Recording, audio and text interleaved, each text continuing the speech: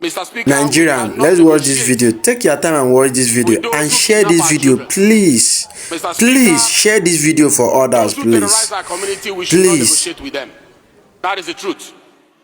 Mr. Speaker, the next is police reform. Number one, the objective is to ensure transparent, predictable Nigerian police force funding and regulate state-private donation. Move policing to concurrent lists if this House so decide, enabling state and local government to have a say there. And in doing that, we should provide safeguards to be able to guide that. Mr. Speaker, I say so because a police force that cannot plan beyond the next paycheck cannot protect this nation.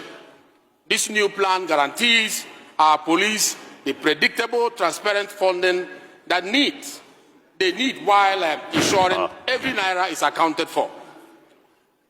State police is not a silver bullet, Mr. Speaker. It is a necessary evolution of our federal system, and we should be looking at that decentralization. These are the core message of my suggestion, Mr. Speaker, the core message pillars. Number one is legislative leadership, not reactive politics. For too long, the National Assembly has been viewed as reactive on security matters. Today, we assert our constitutional role as the primary lawmaking body of this nation.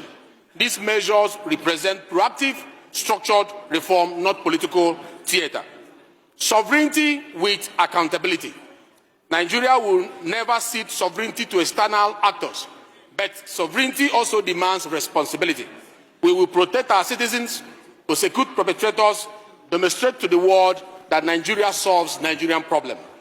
From militarized response to institutional reform, Mr. Speaker, drones and jets have their place, but no amount of military hardware can substitute for accountable policing, for transparent funding, and for criminal justice system that actually delivers justice. The legislative agenda addresses root causes, not just symptoms. Mr. Speaker, there will be the argument as a roundup. Many will say state police will be abused by governors.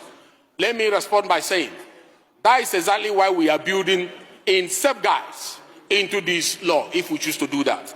Many will say banning amnesty negotiation is too rigid.